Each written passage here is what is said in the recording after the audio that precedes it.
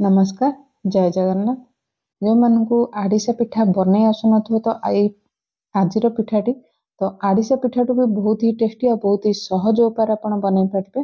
तो प्रथम रोज पिठाटीर नाटा जो मैंने जानते प्लीज कमेंट बॉक्स रे कहिबे। तो पिठाटी ऊपर बहुत क्रिस्पी भीतर बहुत नरम तो देखिपे बहुत ही सुंदर पिठा बनिक रेडी हो बहुत सहज उपाय आप बनई कि मकर संक्रांति आपण ए पिठाटी को एंजॉय करें। तो देखिपे भीतर केते सुंदर नरम पिठा बन बहुत ही कम समय बन पारे। स्वागत कर देसी फूड कोर्ट ओडिशा को। चलते आज पिठा रेसिपी स्टार्ट करवा। तो मुझे नहीं गोटे गिना अरुआ चाउल जोटा कि आप चाहिए राति सारा भिजे पारे ना 5 ରୁ 6 घंटा आप चाउलटा को भिजे पारे। तो पिठा चाउल ने पिठाटी बहुत ही बढ़िया लगे। तो आप जिते पिठा बनइबे तो चाउलटा को भलसे भिजेकी नेबे। तो ये चाउल भलसे भिजी जाइए। तो चलतु आपको गोटे ग्राइंडिंग जार रे सबू चाउल को आम आड करना। तो आप माप हिसाब रे गिना कप जेकोसी जगह भी आप माप हिसाब रे नेले पिठाटी बहुत ही बढ़िया हम। तो ये मुझे 4टा गुजराती देछि। आप बाटिया जी पानी दरकार से हिसाब से चिकन करी चाउलटा को बाटी आनिबा। तो दरकार पड़े पछरे पानी ऐड करेंगे किंतु टिके कम पानी देकी चाउलटा को बाटी नेबे। मैं आपको देखुँ केते बहलिया अच्छी। तो चिकन करी बाटिबा जी पानी दरकार से पानी ऐड करने। ये गोटे कड़े नहीं कड़े गोटे चामच ये गुआ घी देती। तो ये मुझे काजू को छोट छोट करके नहीं आप काजू बदल में नड़िया को भी छोट छोट काटिकी नहीं पारे। ताकू भलसे भाजी नेबा। नड़िया भी आप पकेले नड़िया को भी भाजी नेबे। ये काजू भाजी गला बाहर करनबा। तो सेम कड़े मुझे गोटे गिना जो गिनार चाउल नहीं सेम गिनार ये गोटे गिना गुड़ नहीं। तो आप गुड़ बदल चीनी भी व्यवहार करेंगे। आउ 2 गिना चाउल नेले 2 गिना गुड़ नेबे मीठा परफेक्ट रहिबो। तो ये अल्प चीनी देला पर गुड़ को भलसे आम मेल्ट करनबा। तो गोटे तार आसला जाके जमती आप पाग बनाऊँ गोटे तारर शिरा आम ये गुड़र बनवा।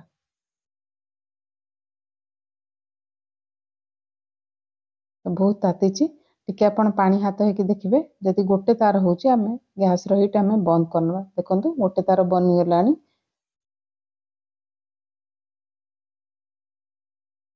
गैस हीट बंद करनबा। तो जो चाउल आम बाटिकी रखी थे गैस बंद करके आम जो गुड़र पागरे चाउल को आम भलसे मिसई नेबा। तो प्रॉपर्ली आम मिसेबा जमती आमर बिंडा हबनी चाउल।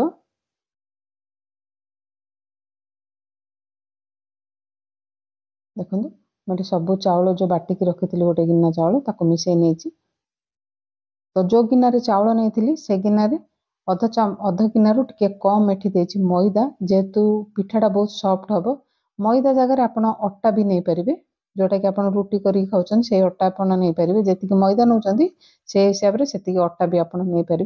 गोटे गिना चाउल को गोटे गिना गुड़ देछि तार अध गिना देछि मु मैदा। एठे गोटे बड़ चामच रे गोटे चामच देछि राशि एटा पूरा ऑप्शनल किंतु पिठा देखिया को आपनको आड़िशा पिठा टाइप रो लागिबो। जो काजू भाजी की रखी थी काजू भजा को भी मुझे पकई नहीं।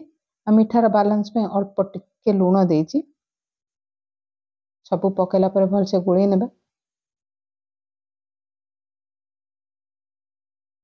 तो देखिए टिके बहलिया लगुच। तो ये जार धोईकी अल्प पानी दे देछि।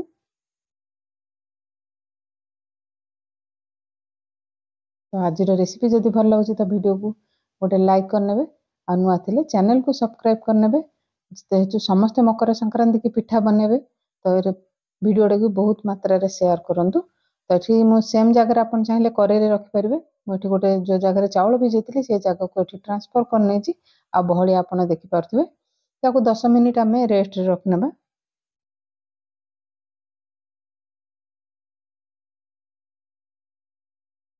तो 10 मिनिट पर देखिपे मु बहुत ही कम खाइबा सोडा देछि।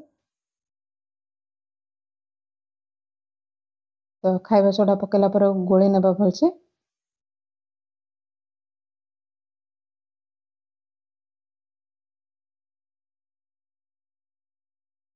तो ये मुझे छोट गोटे करें जो कि अल्प तेल आप पिठा भलसे फ्राए करेंगे।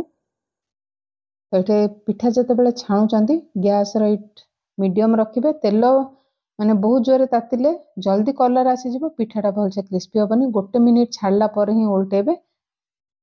तो देखो केते सुंदर कलर आपन को आड़िशा पिठाटू भी बहुत टेस्टी पिठा लगे। जेहेतु गुड़ में बनी कलर देखिए केते सुंदर खाइबा भी बहुत ही टेस्टी होता। तो आपको तेल को भलसे प्रेस कर बाहर करने। जिते आप पिठा खाइबे हाथ में तेल तेल लगे।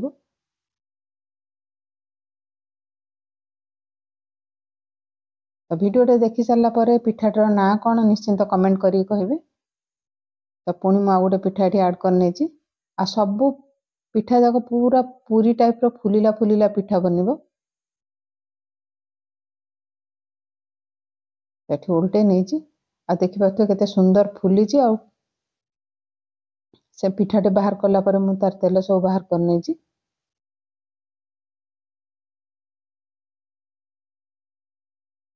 तो देखिए केते राशि सहित भीतर गोटे भी तेल माने आप जो राशि पकई गोटे राशि भी तेल भासबनी। आ देखो केते सुंदर पिठा बनिक रेडी होगा। तो एंजॉय करंतु।